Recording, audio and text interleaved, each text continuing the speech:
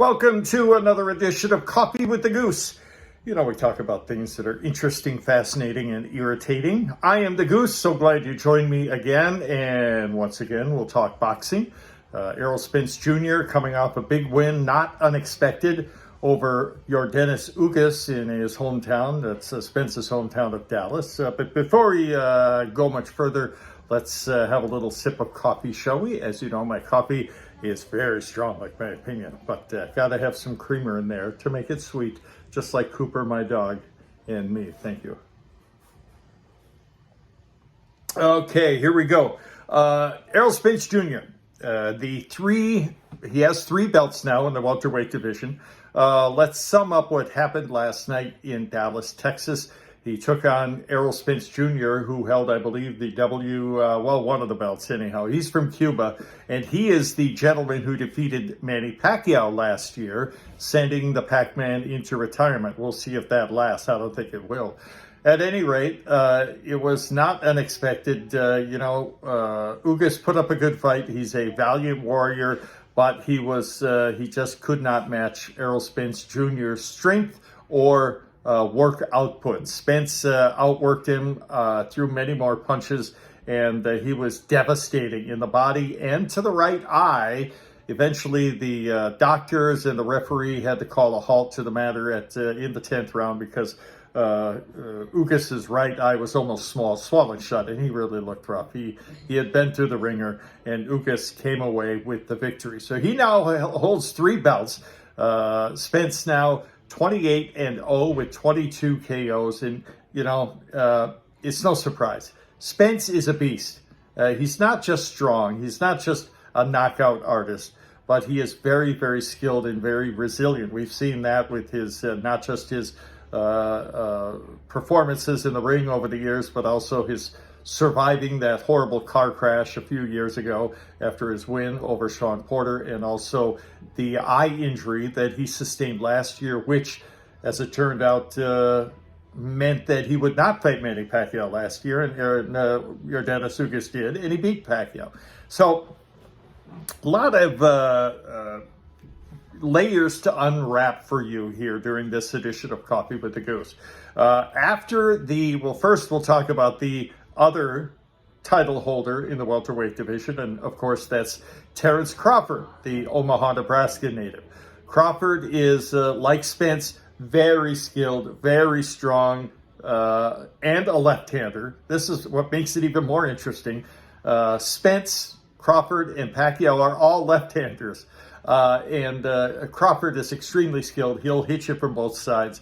He'll fight orthodox, he'll fight left-handed, and he is extremely skilled. He's 39-0 with 28 KOs. So, like Spence, he's unbeaten and really has not, he's fought great competition, but he has not really been pushed to the limit. I think Spence was once, and that was against Shawn Porter, but he came away with a win there. So, after the fight, Spence expectedly called out Terrence Crawford. They've been jawing back and forth now for 3 or 4 years. Everybody has been expecting and wanting and wishing for them to fight, and just number one, because it would be a great matchup. They're both skilled, cocky knockout artists, and they've actually talked a couple of times in person, and it was turned into a trash talking episode.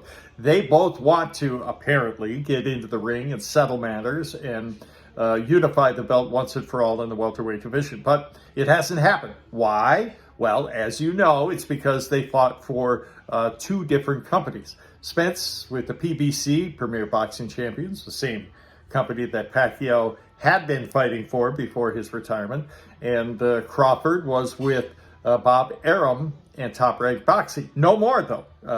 They parted ways, and now Spence, I'm not really sure, Crawford, if he's fighting with this company that laid claim to him and said that he signed with them, or if he's a free agent. But at any rate, he's not with Top Rank Boxing anymore. And that, there's the reason why they haven't fought. These companies, these promotional agencies want to keep matters in-house because they want all the money. They don't want to split it up with anybody. and rightfully so. It's a business. It's all about the money, right? So, maybe now that Crawford is no longer associated with Bob Arum at Top Rank Boxing, maybe they can find a way to, sign the dotted line and work out an agreement, and they'll have this fantastic fight that we've been looking forward to. I have serious doubts whether that'll happen because it hasn't happened yet. It should have happened a long time ago. I really think, and you may think I'm nuts, but I really think he's going to fight Pacquiao. It should have happened last year, okay?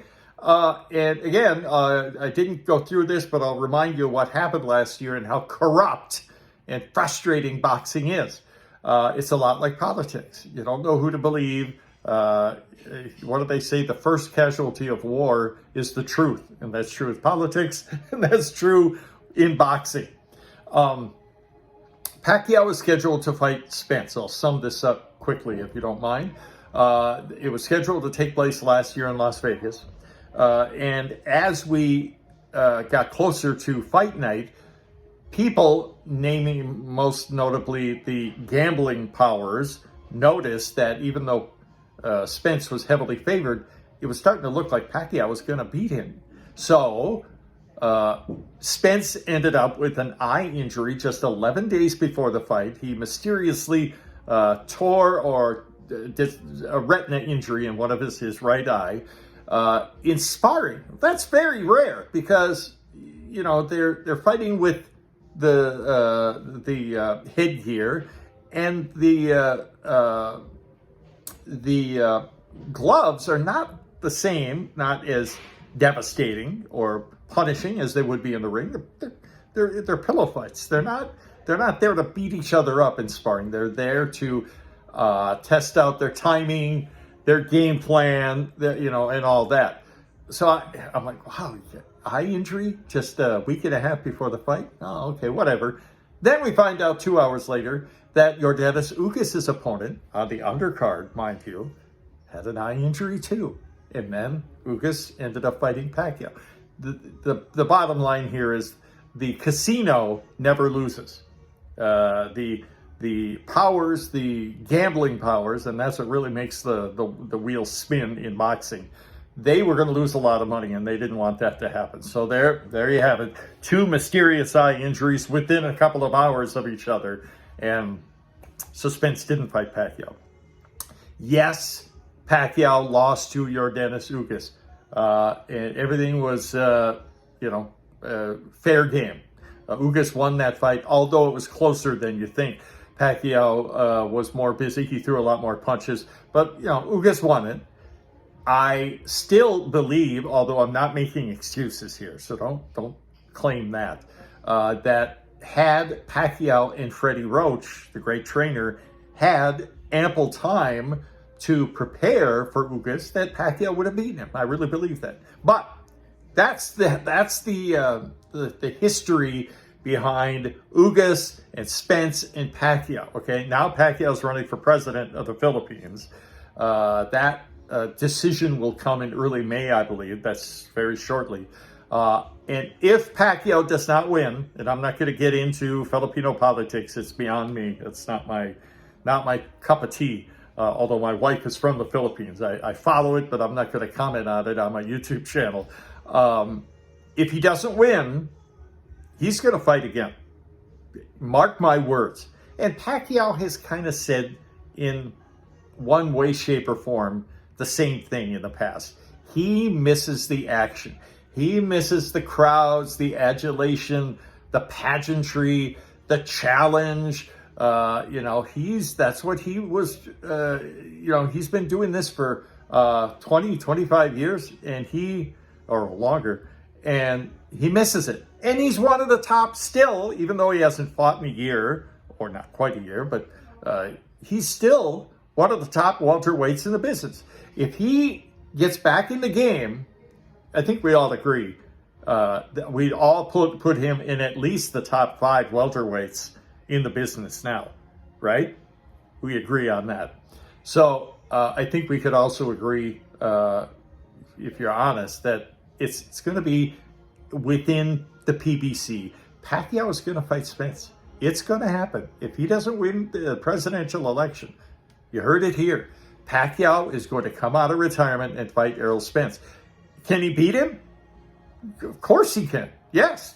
There's nobody Pacquiao can't beat. And same for Spence. Now, I'm not making a prediction, although I think I may have done that last year before the fight, before all the nonsense happened. But yes, he can beat him, even though he's 42 or 43 years old. He's still Manny Pacquiao. He's still very dangerous. And he almost beat Ugas on with short preparation time last year. So you heard it here. It ain't going to be Spence.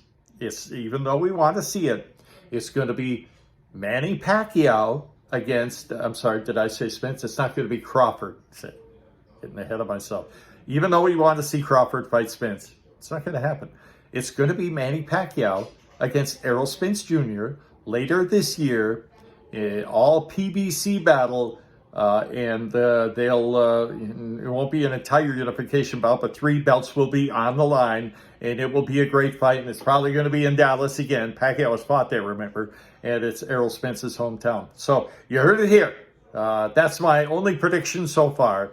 Errol Spence's next fight is going to be against Manny Pac-Man Pacquiao, the 8 division world champion from the Philippines. And this is going to be a great show, and you'll hear more from me and from others as that kind of unfolds. There you go. That's it for this edition of Coffee with a Goose. Congratulations again to Errol Spence Jr. on retaining his belts and winning another one. He is the truth. He's a devastating, talented fighter, and he deserves all he's gotten. But it's going to be Pacquiao next, all right?